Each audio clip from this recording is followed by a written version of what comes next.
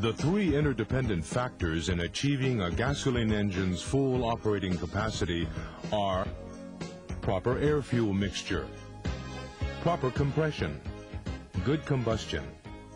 The role of maintaining the proper air-fuel ratio is played by the fuel system. The two types of fuel systems are the traditional carburetor, which operates mechanically, and the electronic fuel injection system, or EFI, which uses a small computer to obtain the proper air-fuel ratio. Now let's look at the construction and operation of the carburetor.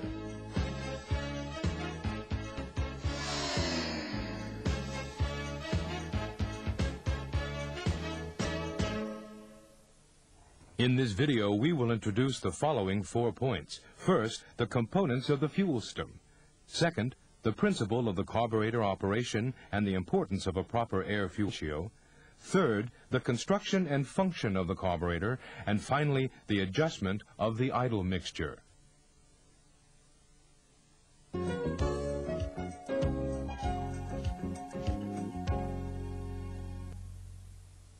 The fuel system is made up of the following components. The fuel tank, where the fuel is stored. The fuel filter for removing impurities. The fuel pump, which sends fuel under pressure to the carburetor. The carburetor, where air and fuel are mixed, atomized, and sent to the engine. The charcoal canister, which prevents gasoline vapors from escaping from the fuel tank. And the fuel lines, which connect the various components. The fuel inlet line and the fuel sender gauge are installed in the fuel tank. The fuel filter contains a filtering element to remove water and foreign matter from the fuel before it enters the engine. The fuel pump draws out fuel from the fuel tank and sends it under pressure to the carburetor. The diaphragm-type fuel pump shown here is the most common type of fuel pump used with carburetors. The diaphragm-type fuel pump of the 4AF engine is installed on the engine block and is driven by a cam on the engine's camshaft.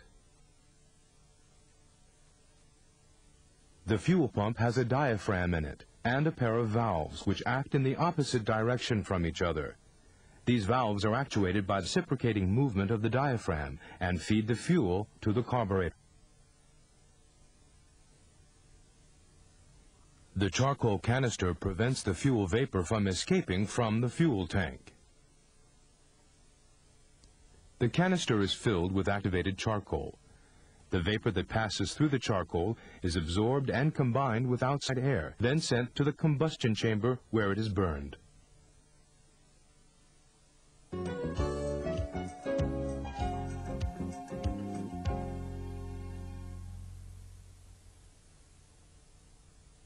The carburetor mixes the proper amount of air and fuel in accordance with the operating conditions of the engine and sends it to the combustion chamber. The principle behind this is similar to that of a manual paint sprayer. When air is blown through the pipe, the liquid inside is drawn up and mixed with the air, forming a spray. An increase in the speed of the air blown through the tube will create to draw up the liquid and create a mist. This is a model used to demonstrate the principle behind the carburetor. Air is blown in at the bottom, creating a vacuum which forces the liquid out. We will explain the functions of the carburetor using this model. First, we will conduct a test in which the nozzle of the fuel pipe alone protrudes into the air tube. If a vacuum is applied to the bottom of the tube, we see that the fuel rises in the pipe a little, but due to insufficient air pressure, enough fuel will not exit the pipe.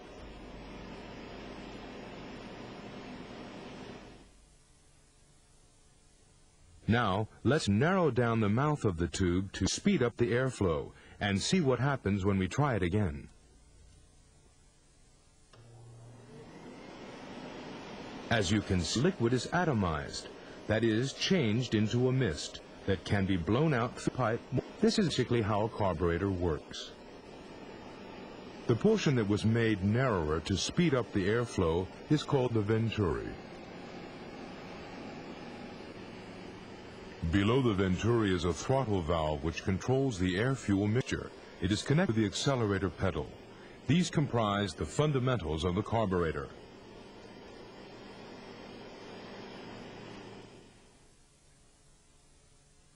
This is how the air and fuel are mixed, but it leaves us with one problem, namely how to achieve and maintain the proper mixture of air and fuel, or the correct air-fuel ratio. Theoretically, the optimum ratio for combustion is 14.7 parts of air for every 1 part fuel. If this theoretical ratio is achieved, the result will be easy engine starting and complete combustion. As long as a mixture at this ratio is supplied by the carburetor, the engine will run smoothly. Now let different driving conditions beginning from when the vehicle is started. Naturally, the engine is cold, making it harder for the fuel to be atomized. This alone is enough to create an improper air-fuel mixture. Hence, it is necessary to provide a greater ratio of fuel to air. Just when the vehicle is accelerating. We know that fuel is heavier than air, so since the amount of air is increased when the accelerator pedal is pressed, the amount of fuel also must be increased to obtain sudden acceleration. When the engine is idling, or when the vehicle is traveling at low speeds, fuel and air do not mix well. Because of this, it is necessary to achieve the theoretical ratio, or a slightly richer mixture. A greater ratio of fuel to air is necessary to obtain the needed power when climbing hills, or other times when the throttle valve is opened wide. The theoretical air-fuel ratio, or a slightly leaner mixture, is needed when driving on straight even roads at constant speeds. So as you can see, the carburetor must create the proper air-fuel mixture under a variety of driving conditions.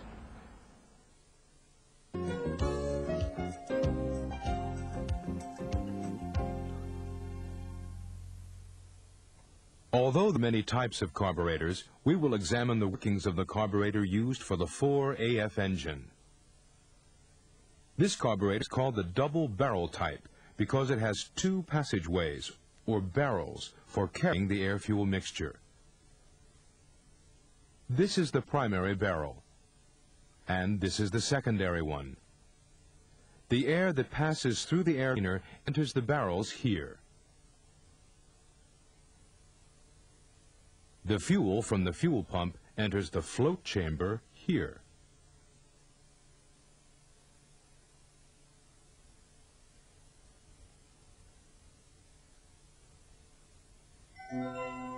Next, let's look at the float system. The venturi determines the amount of fuel that is drawn in and mixed with the air. However, if there is any variation in the height of the nozzle from the fuel surface, labeled H in the diagram, there will be instability in the air-fuel mixture. So, the float system was devised to maintain a stable level of fuel in the float chamber, which changes in the distance between the nozzle and the surface of the fuel. The float system consists of the float chamber, the float, and the needle valve. The air vent tube ensures that a uniform pressure is maintained in the float chamber and above the choke valve at all times. If the fuel level drops, the float will also drop, causing the needle valve to open and allow more fuel to enter the chamber. Conversely, if the level of fuel increases inside the chamber, the float will rise and close the needle valve, stopping the flow of fuel.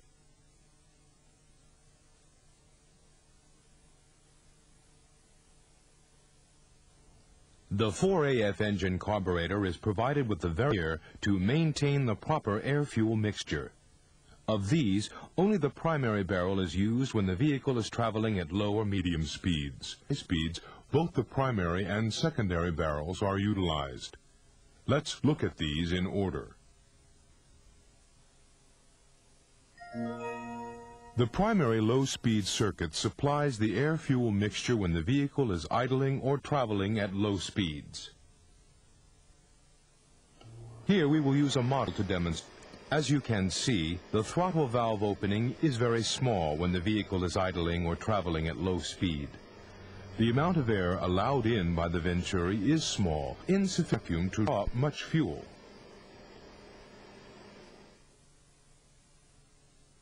Now let's place another port below the Venturi and see what happens.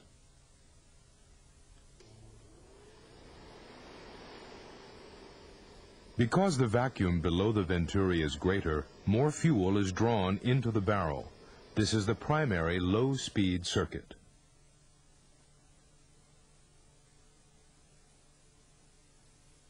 The actual flow of the fuel is as follows. It leaves the float chamber and passes through the main jet, then through the slow jet, which controls its volume. It then goes to the primary air bleeder, where it is mixed with air, and then to the economizer jet, where the volume is further controlled. Then the air from the primary air bleeder is mixed well with the fuel and delivered from the idle port. The idle port is supplied with an idle mixture adjusting screw to allow the idle air-fuel ratio to be adjusted. The mixture can be made richer while the engine is idling. When the throttle valve is opened slightly from the idle position, there will be an increase in airflow. However, the fuel supplied by the idle port alone would result in a lean mixture. To prevent this, there is another port called the slow port. The effective surface area of the slow port increases as the throttle valve opens.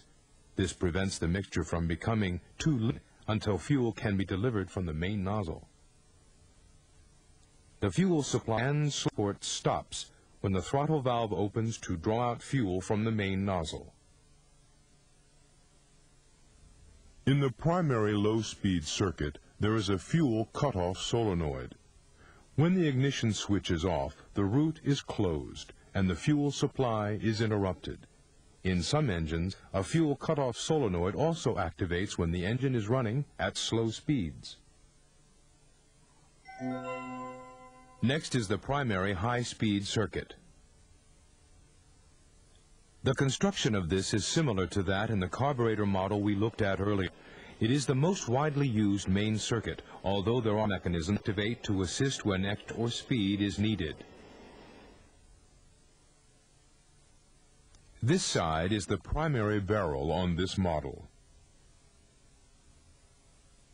The Venturi is designed this way for maximum mixing of air and fuel.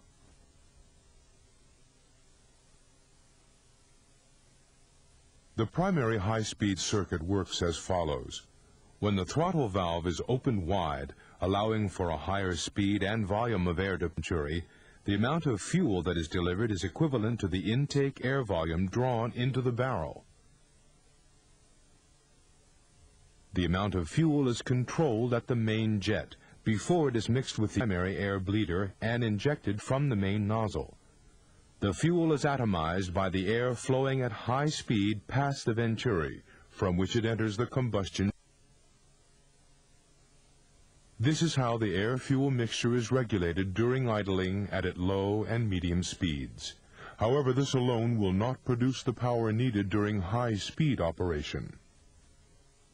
This is why the double-barrel carburetor has a secondary barrel. The construction of the secondary barrel is the same as that of the primary barrel. It has a high-speed circuit, which is its main circuit, and a low-speed circuit which prevents the mixture from becoming too lean when the throttle valve opening on the secondary side is small. Let's look at the secondary low-speed circuit for the secondary barrel. If the primary throttle valve opens more than 60 degrees, the cam in the kick-up system will force the secondary throttle valve to open slightly. And is then secondary slow port, causing fuel to be delivered to the intake manifold. When this happens, The vacuum bleeder, which is part of the venturi, produces a vacuum which opens the secondary throttle valve. When the engine RPM rises, the pressure from the vacuum bleeder overcomes the diaphragm spring, which in turn causes the secondary throttle to slowly open. The secondary low-speed circuit, like the primary low-speed circuit, uses a solenoid so that when the ignition switch is off, the root is closed off. Now let's move on to the secondary high-speed circuit. When the secondary throttle valve starts to open, a vacuum is created by the vacuum bleeder. This is strengthened by the diaphragm, which causes the second throttle valve to open further. The fuel is injected from the secondary main nozzle. In this way, both the primary and secondary barrels work together to produce the air-fuel mixture necessary for high power. Now let's take a look at the power circuit. The high-speed function provides insufficient fuel when climbing steep grades or when extra. This power circuit comes into the picture. The power circuit consists of a power valve set into the root that communicates with the primary main jet. It opens to allow more fuel to flow through to provide the rich mixture needed when extra power is called for. When driving at a constant speed with the opening of the throttle valve small, the power valve is closed due to the high manifold pressure. When a big increase in power is needed, the driver depresses the accelerator pedal, thus opening the throttle valve wide. This causes a decrease in the manifold pressure. When the pressure in the manifold falls below the standard value, the spring pushes down the power piston and opens the power valve. The flow of fuel becomes less restricted and the fuel is delivered from the main nozzle.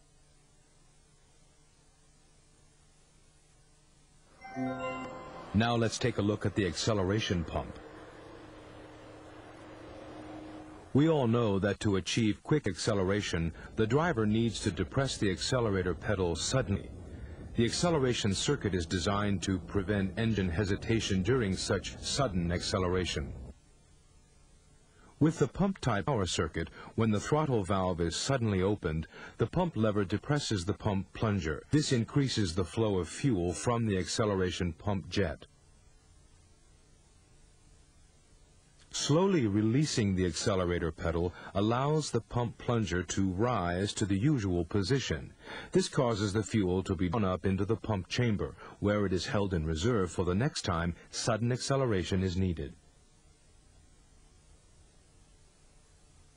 There is also an auxiliary acceleration pump that assists the acceleration circuit when the engine is cold. When the engine coolant at a low temperature and the TVSV is open, the pressure from the intake manifold causes the diaphragm of the power assist pump to activate and fill the pump with fuel. If sudden acceleration is attempted at this point, since the pressure in the intake manifold falls, the diaphragm spring causes the fuel in the pump to be sprayed out of the nozzle. In this way, the pump makes up for the lack of power in the main speed pump. This brings us to the choke system. Without a choke, it would be difficult to start the engine in cold weather. The choke valve is provided above the nozzle to decrease the amount of intake air during starting. In this way, the choke helps start the engine and improves drivability.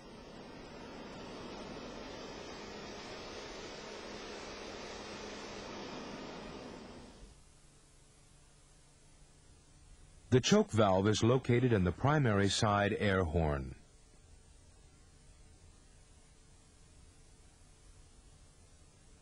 At present, as is shown here, the most common type is the automatic choke system. We will also introduce the electric automatic choke, which is currently in use in most vehicles. The automatic choke is controlled by the contraction and expansion of a bimetal element. When the temperature falls below a set level, depressing and releasing the accelerator pedal will cause the choke to be completely closed by the contraction of the bimetal element. After the engine is started, current will flow through the electronic coil. This will generate heat, which will cause the bimetal element to expand and open the choke either slightly or all the way. Here we have the fast idle mechanism, which raises the engine idle speed when the temperature is cold in order to maintain proper engine operation.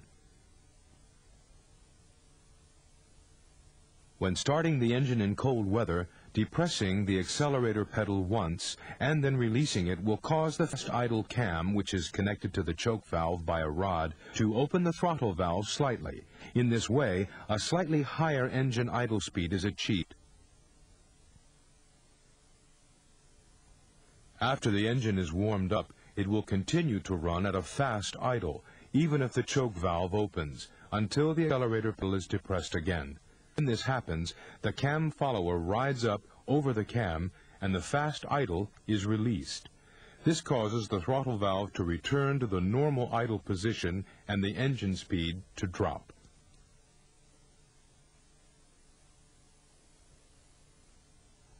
Let's move on now to the unloader mechanism. The unloader prevents the air-fuel mixture from becoming too rich if the engine is started and runs cold without sufficient time given for warming it up. When the accelerator pedal is fully depressed, the throttle shaft arm moves the fast idle cam to force open the choke valve slightly.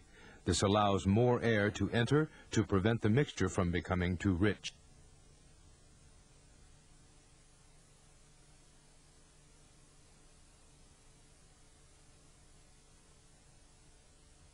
Let's look at the choke breaker. During cold starts, the choke valve may remain closed, providing an overly rich mixture, which could lead to engine stalling. The choke breaker causes the choke valve to open slightly in this situation to prevent the engine from stalling. When the engine is started, the low intake manifold pressure causes diaphragm A to slightly open the choke valve. After the engine warms up and the coolant temperature rises to normal operating temperature, the TVSV opens, and the vacuum from the intake manifold causes the choke opener diaphragm B to open.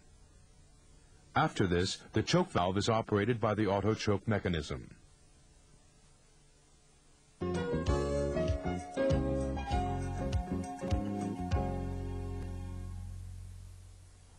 Now, let's see how to adjust the idle speed and mixture. You should use a CO meter to do this if possible. First, in order to adjust the speed mixture properly, we must make sure that the following conditions are met. Make sure that all the electrical accessories are turned off. Check to see that the transmission is in neutral. Make sure that the engine is warmed up. Confirm that the ignition setting is set properly. Examine the float level in the carburetor to see if it indicates the correct fuel level. And finally, check to confirm that the choke valve is completely open. After these conditions have all been fulfilled, connect the engine tester and proceed to check the idle speed.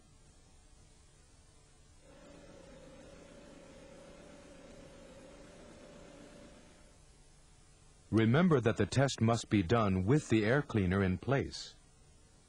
In some models with an air suction system, you move the air suction vacuum hose and plug it with a hose plug.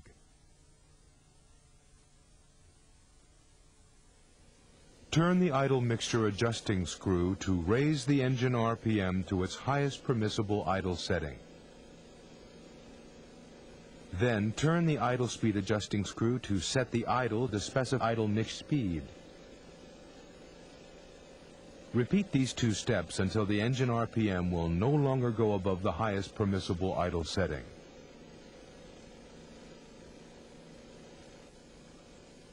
Finally, turn the idle speed adjusting screw to set the idle speed to the specified setting. After this, rev the engine to about 2,000 RPMs for 30 to 60 seconds.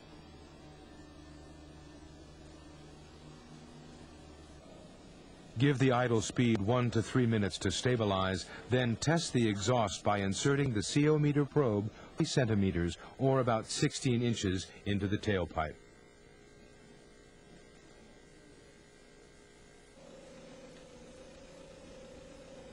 If the CO emissions are above standard, or if the engine is still running rough, repeat the previous steps and adjust the CO emissions with the idle mixture adjusting screw, as well as adjusting the idle speed with the idle speed adjusting screw. Next, we will see how to adjust these without the use of a CO meter. In model with an air suction hose to the air cleaner, remove it and plug the end with a hose plug. Turn the idle mixture adjusting screw to raise the engine RPM to its highest permissible idle setting. Then, turn the idle speed adjusting screw to set the idle to the specified idle mixture speed. Repeat these 2 steps until the engine RPM no longer go above the highest permissible idle setting.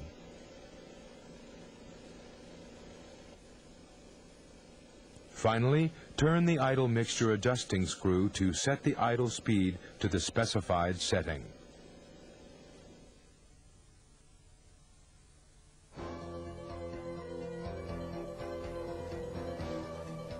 In this video, we have discussed the fuel system by focusing on the design and operation of the carburetor. The fuel system greatly affects the vehicle's operation, power output, and fuel efficiency. It is our sincere wish that this video, in connection with other training materials, will help you to understand the fuel system and be useful in your daily service operations.